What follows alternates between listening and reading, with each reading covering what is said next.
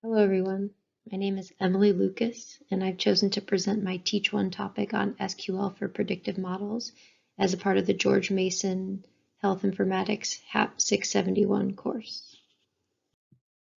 First, we'll define some key terms. As stated in the reading, probability can be defined as, quote, quantitative measure of uncertainty. A probability of 1 tells us that we are certain an event will occur, while a probability of 0 tells us we're certain that an event will not occur. And then in the middle, when we're uncertain of an event or it has a 50% chance of occurrence, that gives us a probability of 0.5. In terms of the types of probability, there is theoretical probability, which does not require an actual observation of data. This could include a coin toss or something like drawing a card from a standard deck of playing cards.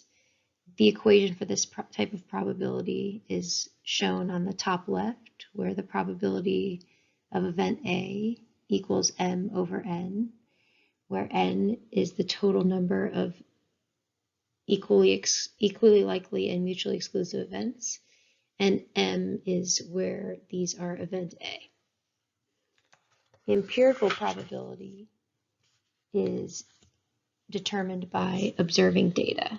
And this is using frequency distributions and contingency tables, which we'll discuss later in the presentation. This is shown by the second equation, the probability of A equals F over N.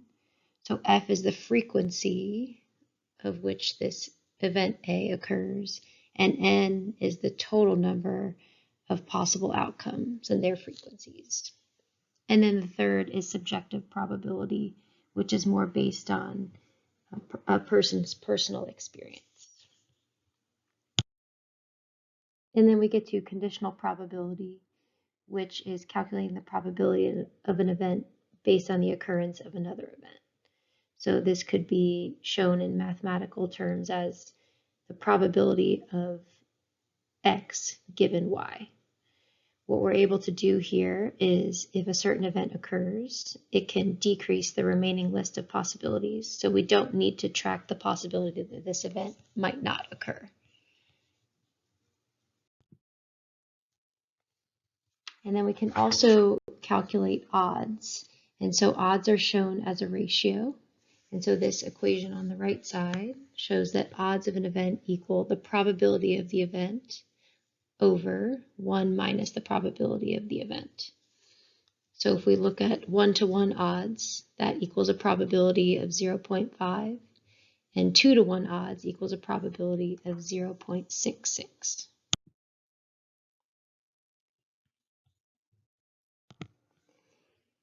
Contingency tables allow us to determine how 2 or more variables co-occur, and this can assist us in calculating probability and odds. It can also help us in calculating conditional probability by, quote, shrinking the universe. As shown in this table, you can use this contingency table to determine the probability of one variable being present based on the presence or absence of another variable. The total universe is A plus B plus C plus D, but we're able to shrink the universe by knowing whether or not one of the variables, either variable 1 or variable 2, is absent or present.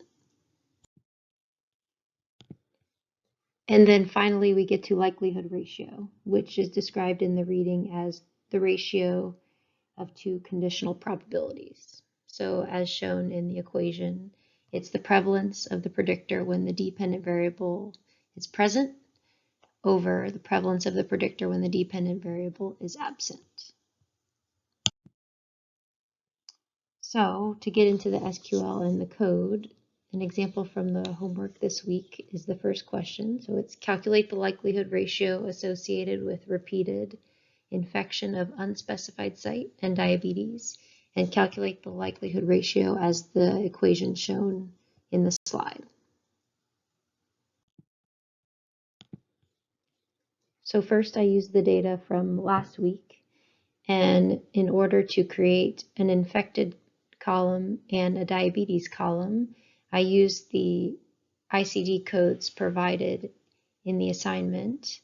And then as Dr. Alemi described in his slides, I was able to convert those so that they were the same format as given in the previous data.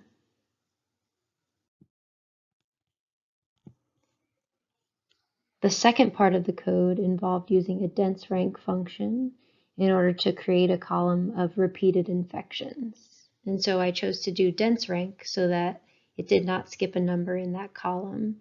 And so the partition by allowed us to partition it by the ID as well as whether or not the person had been infected. And then it was ordered by agent diagnosis. So it was ordered by when that person was in the hospital for that diagnosis. So in this final part of the code, we were able to create the likelihood ratios. So in the first section, we were able to create tables that involved those with diabetes that were infected with these bacterial infections, as well as those without diabetes that had the infections. And so then you can see in the last part of the code, we created the total number of those with diabetes and those without diabetes. And then we were able to use the if statements to create that likelihood ratio. In creating the likelihood ratio, we wanted to account for the fact that we did not want to divide by 0 or multiply by 0. So the way that we would explain this would be the likelihood ratio would be the count of those who had the infection and diabetes divided by the total number with diabetes. And then all of that would be divided by the count of those who had the infection but no diabetes divided by the total count of those who were non-diabetics. And that can be seen in the second to last if statement under the select function.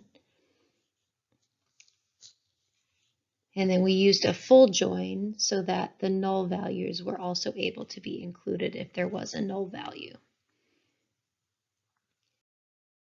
And then if we look at the results here, it shows us that likelihood ratio in terms of the number of those repeated infections. Thank you.